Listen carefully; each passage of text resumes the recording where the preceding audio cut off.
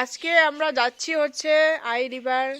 ভিডিওটি সম্পূর্ণ দেখতে থাকো আর আকাশের অবস্থা, দিনের অবস্থা দেখতে থাকো। এই দেখো দিনের অবস্থা, লাইট জ্বলতেছে এখনো। এই দেখো লাইট জ্বলতেছে, লাইটটা নুমাইতে হইব। তারপরে আছে সকালের অবস্থা, এত কুয়াশা এত কুয়াশা, ও মাই গড গাইস। সকাল সকাল আমাদের ছাগলটাকে খাওয়া দাওয়া হয়ে গেছে। দেখো কি, দাঁড়াও আমি ঈশানী ফুল আনতে যাই, ফুল।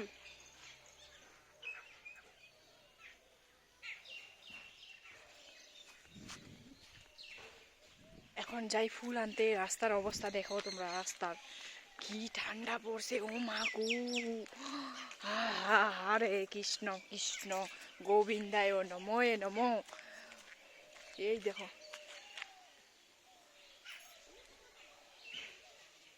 শীত পড়তেছে এখনো।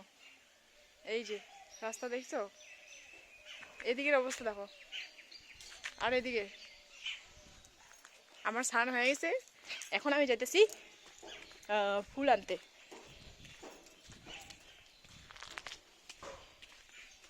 কৃষ্ণ বাসুদেবায় হরে পরমাত্মায় প্রণতা ক্লেশ নাশায় গোবিন্দায় নমো নমঃ।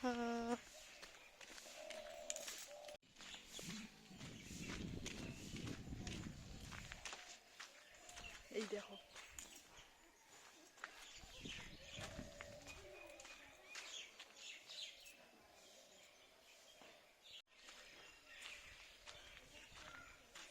এটা মরে গেছে।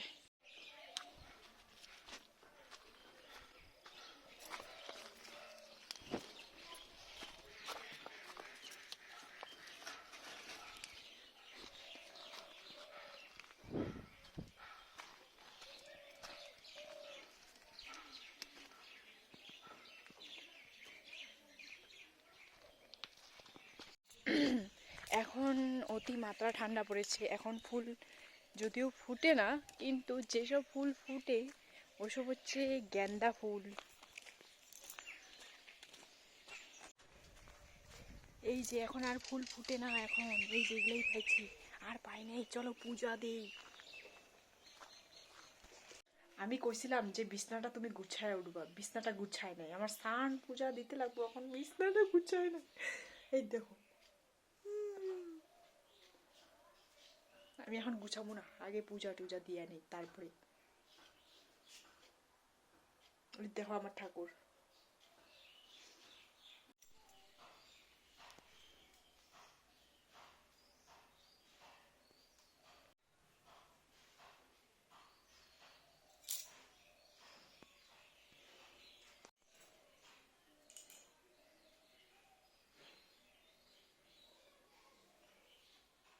রাস্তার অবস্থা একেবারে ভালো নয়, দেখতেই পাচ্ছ বন্ধুরা, এত কুয়াশা। তার মধ্যে আজকে আমরা যেতে চেয়েছিলাম আই রিভার, মানে হাগ্রামা ব্রিজে ফেস্টিভ্যাল হচ্ছে, তো ওখানে কিন্তু যাওয়া হবে না।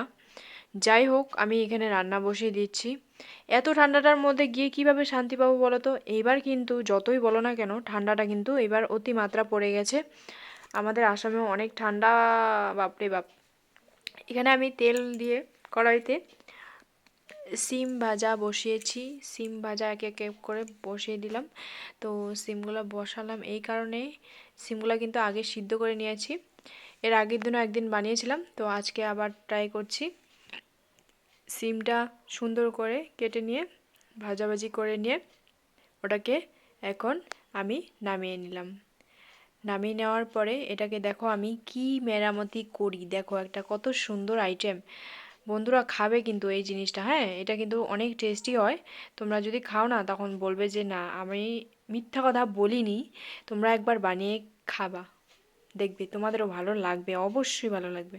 এখন মিক্সচারে, মানে মিক্সচার গ্রাইন্ডারে পেস্ট করব, তো তার জন্য এখানে আমি সিমগুলো আগে সিদ্ধ করে নিয়ে তারপরে হালকা করে ফ্রাই করে নিয়েছিলাম। এর উপরে রসুন পেঁয়াজ আর লঙ্কাটা কিন্তু একদম খুবই ইম্পর্টেন্ট। তার উপরে আছে ধনেপাতা। ধনেপাতাটা দিলে তো আরও টেস্টি হয়, এটা তোমরা ভালো করেই জানো। এটাকে এখন সুন্দর করে পেস্ট করতে হবে, যেহেতু এটার উপরে কিন্তু লবণ পড়েনি এখনও। এটা লবণ পড়লে তারপরে পেস্ট হবে সুন্দর করে। তো বাকি ছাড়ো, এটা পরে পেস্ট করব, কারণ কি ওটা গরম আছে না, তার জন্য। এখন আমি আসছি বিছানাটা গুছাতে। আমি আগে বিছানাটা গুছিয়ে নিই, ওর বাবা তো বিছানা গোছায়নি।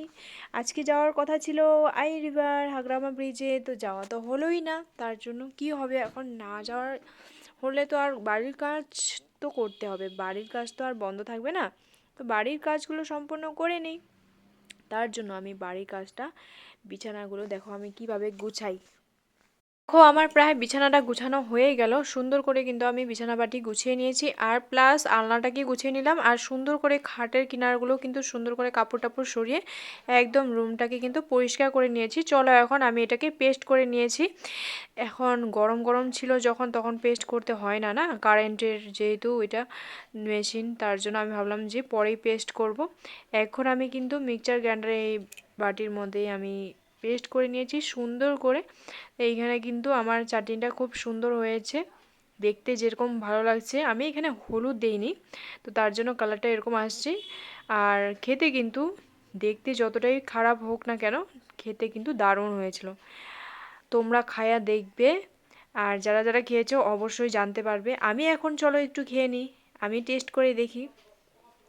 অবশ্য দেখে যা লেগেছে আমাকে, খেতেও দারুণ লাগবে আমার মনে হয়। তো যাই হোক, আমি কিন্তু খাওয়া দাওয়া করে তারপরে কিন্তু চলে আসছিলাম আলুর গাছ লাগাতে। এখানে আলুগুলো কিন্তু গাছ হয়ে গেছে বাড়ির ভেতরে, তো তার জন্য ভাবলাম যে এইগুলোকে কুচি কুচি করে কেটে ভাজা বসিয়েছিলাম, আর কিছু আলুর উপরে চোকলাগুলো কিন্তু আমি রেখে দিয়েছিলাম, ভাবছি আমি বাগানে এসব লাগাবো। তো চলে এলাম বাগানে, অল্প একটু জায়গার মধ্যে দিয়ে সব কিছু গাছ কিন্তু সুন্দর করে লাগিয়ে নেব। এখন একে একে করে কিন্তু এখানে দেখো আমি মটর শাক আছে, এখানে মটর শাকের পাশে দিয়ে লাগিয়ে দিচ্ছি সুন্দর করে। মাটিটা যেহেতু এখানে কোবানো আছে, আর এখন কোবানোর দরকার হলো না, মাটিটা এখন নরম আছে। তো এখানে সুন্দর করে বসে বসে দিলাম, জায়গা কম তো তার জন্য। এটা কিন্তু যদি আলু না হয়, শাক হয়ে যায়, তবুও খেতে ভালো লাগবে। আলু শাকটা ভাজা করে খেলেও ভালো লাগে, তাই তো? কারা কারা খাও তোমরা আলু শাক? আমি তো কখনো খাইনি, ভাবছি এবার হলে খাইয়ে দেখব।